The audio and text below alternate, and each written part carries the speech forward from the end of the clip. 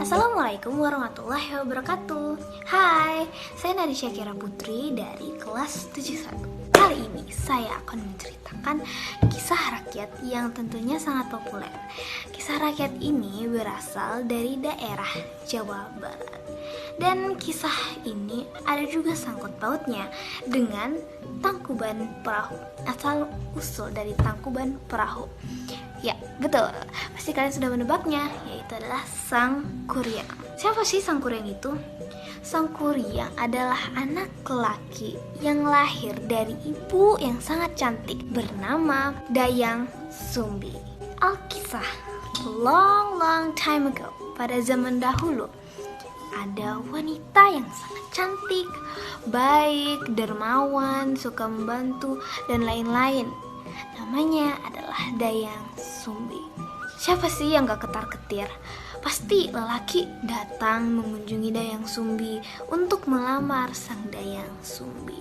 Namun Dayang Sumbi ini selalu menolak. Karena Dayang Sumbi menolak, maka kadang terjadi ada peperangan antar satu sama lain untuk mendapatkan sang Dayang Sumbi ini. Dayang Sumbi pasti juga merasa bersalah atas dirinya sendiri. Untuk kali ini ia meminta izin ke raja untuk mengasingkan dirinya sendiri. Suatu ketika Dayang Sumbi ini sedang merajut dan tiba-tiba alatnya jatuh. Dayang Sumbi ini refleks. Dia bilang, "Oh Tuhan, barang siapapun yang mengambil alatku, jika ia perempuan maka ia adalah saudariku, jika ia laki-laki maka aku jadikan ia suamiku." Ternyata yang mengambil alat rajut dari Dayang Sumbi ini adalah seekor anjing.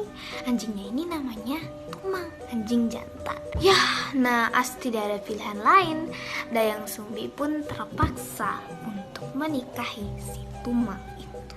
Singkat cerita, Dayang Sumbi melahirkan laki-laki, yang tadi namanya adalah Sang Kuryang. Pada suatu ketika, Sang Kuryang sedang berburu bersama si Tumang ini. Tapi di saat itu Sang Kuryang tidak diberitahu ayah sebenarnya itu siapa.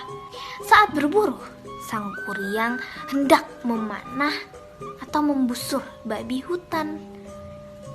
Meleset, busur itu bukannya terkena babi hutan, tetapi naasnya terkena ke Tumang. Sang Kuryang pun biasa saja dong. Dayang Sumbi sangat murka dan ia mengusir Sang Kuryang, anaknya sendiri, dan menggetok kepalanya menggunakan sendok. Tok. Sang Kuryang pun pergi dari rumah. Ia berkelana kemanapun. Akhirnya setelah bertahun-tahun itu ia sudah tumbuh menjadi pria dewasa yang sudah besar ya. Tapi Sang Kuryang sudah tidak terlalu ingat dengan masa kecilnya. Ia sedang berjalan-jalan dan ia menemukan perempuan cantik bernama Dayang Sumbi, ibunya sendiri. Tapi anehnya, Sang Kuryang malah jatuh cinta kepada ibunya sendiri. Tibalah saat dimana Sang Kuryang melamar Dayang Sumbi. Dayang Sumbi yang mengetahui bahwa Sang Kuryang adalah anaknya sendiri pun menolak ajakan itu. Tetapi Sang Kuryang ini tetap memaksa. Akhirnya sang ibunda Dayang Sumbi pun mengetahui apa yang harus dilakukan.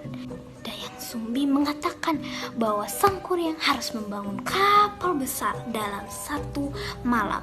Ketika sudah fajar dan perahunya belum selesai, maka akan dibatalkan. Ia memanggil teman-teman rohnya dan mulai membangun sama-sama kapal besar itu. Dayang Sumbi yang tidak terima, ia harus membuat rencana baru.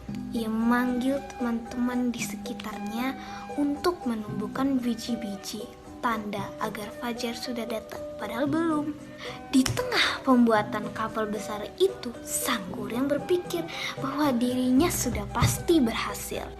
Seperti yang direncanakan oleh Dayang Sumbi, akhirnya Sang Kuryang mengetahui bahwa ini sudah fajar dan perahunya belum selesai, baru mau selesai. Sang Kuryang pun melampiaskan amarahnya dengan menendang kapal yang sudah jadi tersebut. Kapal yang ia bikin pun tengkurap. Dan selama bertahun-tahun, konon katanya kapal itu telah menjadi gunung. Gunung yang kita semua kenal saat ini, yaitu Tangkuban Perahu. Oke, itu dia cerita dari Sang Kuryang. Banyak sekali pesan moral yang kita bisa dapat dari Sang Kuryang. Salah satunya adalah kita harus jujur. Kita harus jujur satu sama lain. Jika kita dusta atau tidak jujur, maka kita harus menerima konsekuensinya sendiri. Oke, sekian dari saya. Wassalamualaikum warahmatullahi wabarakatuh. Dadah.